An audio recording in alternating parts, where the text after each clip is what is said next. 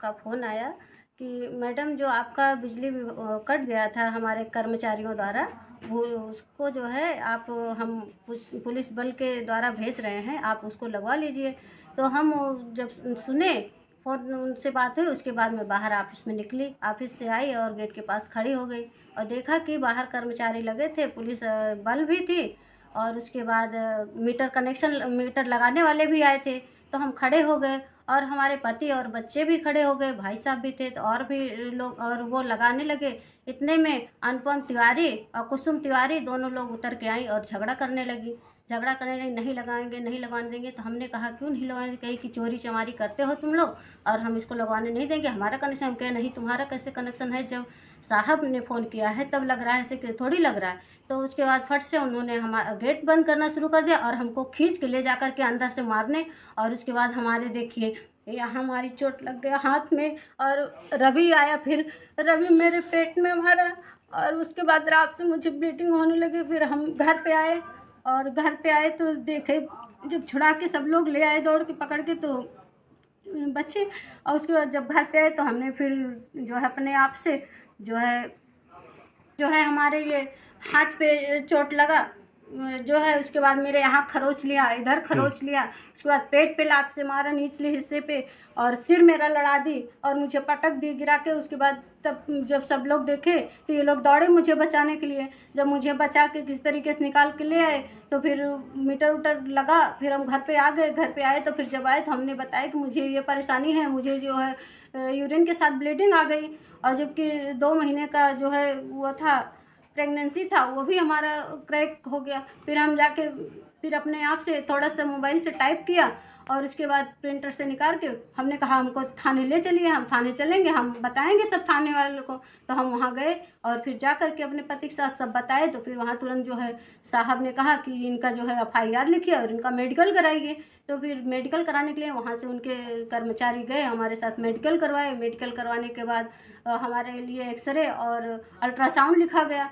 तो मैं फिर वहाँ थाने पे गई तो थाने पे उन्होंने कहा आपका FIR दर्ज हो गया है, आप सुबह आइएगा, सुबह आपको ले चल करके हमारा कोई कर्मचारी जा करके पुलिस आपका जो है मेडिकल करवा देगा, जो एक्सरे और अल्ट्रासाउंड करा देगा। फिर उन्हीं के समकक्ष में राजमणि मिश्रा द्वारा होमगार्ड थे, उन्होंने लोगों के साथ हमें भेजा और फिर सबसे पहले मेरा जो है एक्सरे कराया सिर का और उसके बाद लाए तो अल्ट्रासाउंड कराया, फिर सारे रिपोर्ट ले जाके ले आए। तब से मैं अपने घर पे बैठी हूँ और स्कूल भी बंद कर दी है, ऑफिस नहीं खोल रही हैं। हमारे बच्चों का जो है भविष्य का नुकसान हो रहा, पेपर होना है सोमवार से और हमको अलग से मारी हैं, विद्यालय बंद कर दिए हैं, ताला लगा लिए अंदर से, हम लोग को जाने नहीं दे रहे, किसी टीचर बच्चे को नहीं जाने दे रही हैं।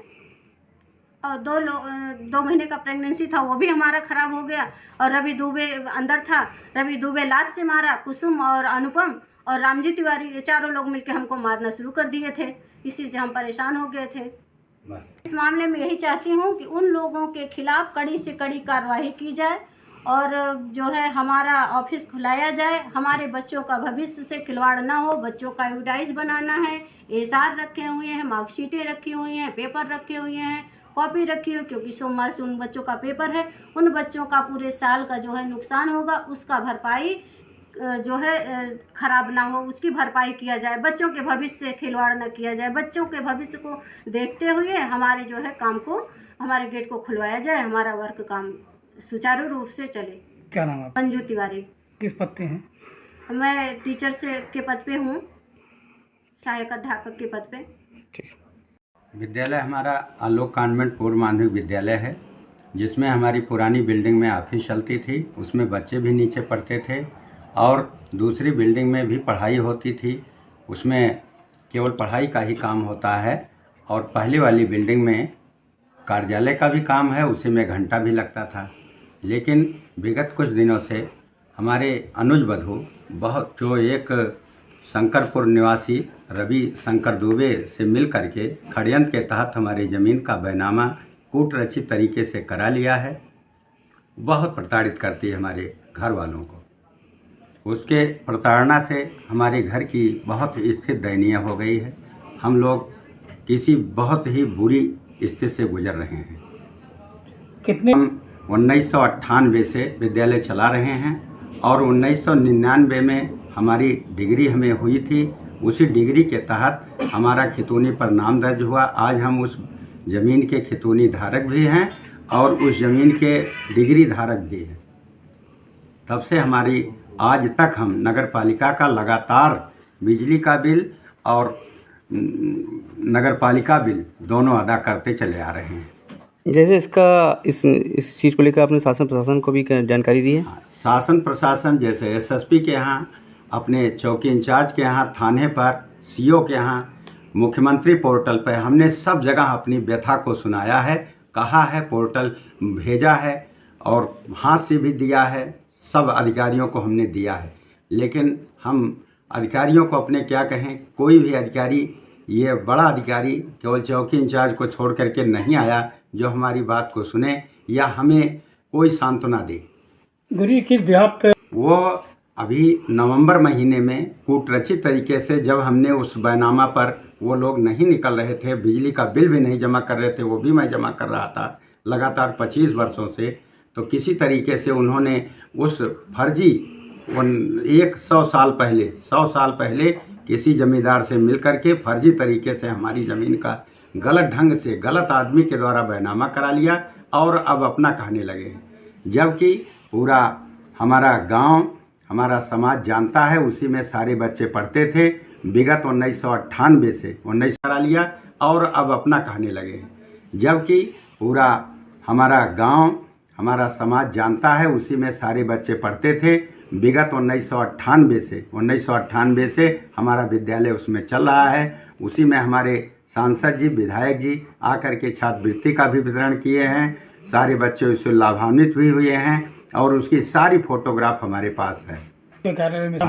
हमारे पास बिजली का बिल है 2001 से, नगर पालिका का बिल है 1999 से और दीवानी डिग्री के सारे कागजात हैं। और इसके बाद खितौनी है। खितौनी जो है सन 2006 से, माने विगत 18 सालों से हमारे नाम खितौनी पर 2001 से नगर पालिका का बिल है 1999 से और दीवानी डिग्री के सारे कागजात हैं। और इसके बाद खितौनी है। खितौनी जो है सन 2006 से, माने विगत 18 सालों से हमारे नाम खितौनी पर भी दर्ज है। वो किसी भी तरीके से उनका नहीं होता है, लेकिन वो फर्जी ढंग से हमारे ज़मीन को बैनामा करा के कूटरचित तरीके से हमको वहाँ से भगाना चाहते हैं और अपनी कब्जेदारी दिखाना चाहते हैं। क्या चाहते? हम ये चाहते हैं कि शासन प्रशासन के द्वारा किसी भी हमारे अधिकारी के द्वारा हमारे सारे कागज़ को देख लें, जो सही हो उसको हमें बतावें। अगर वो आदमी गलत है तो उसको वहाँ से बेदखल करें और हम सही हैं तो हमको उस स्थान को दिलावें जिससे हम निर्बाध रूप से अपना कार्य कर सकें। गुरु जी, परीक्षा एसडीओ साहब ने जब आदेश दिया था तो हमारे यहाँ चौकी से सिपाही आए मीटर लगवाने के लिए, और जब वह महिला झगड़ा करने लगी, हमारी वाइफ को खींच करके मारने लगी, हम लोग किसी तरीके से उसको बचा करके अपनी वाइफ को लेकर के आए। इतने में उसने धमकी दिया कि आज से आपको हम ऑफिस में बैठने नहीं देंगे, ये हम पूरा कब्जा कर लेंगे, आपको यहाँ आने नहीं देंगे। तब से वह ताला बंद की है और हम सब अधिकारियों के यहाँ प्रार्थना पत्र दे चुके हैं। कई बार हम चौकी इंचार्ज के पास जा चुके हैं, थाने जा चुके हैं, लेकिन अभी तक कोई सुनवाई नहीं हुआ, अभी तक खुला नहीं। जबकि परीक्षा नज़दीक है, हमारे बच्चे सोमवार से पेपर देंगे, उनका पेपर भी उसी ऑफिस में रखा हुआ है। उसमें बच्चों की मार्कशीट है, उसमें बच्चों के यसार हैं, विभिन्न कागजात हमारे विद्यालय के उसमें हैं। लेकिन हम बहुत प्रताड़ित हैं कि हम किस प्रकार से अपने बच्चों का हित कर पाएंगे, उनकी पढ़ाई को सुचारू रूप से चला पाएंगे, उनकी परीक्षा ले पाएंगे। ये हमारे अधिकारियों को ध्यान देना चाहिए कि कम से कम विद्यालय के कार्यालय को खुलवा दें जिससे हम अपना कार्य कर सकें। इंचार्ज ने यह पहले ही बता दिया था कि आप विद्यालय नीचे चला सकते हो, इसमें कोई अवरोध उत्पन्न नहीं होगा।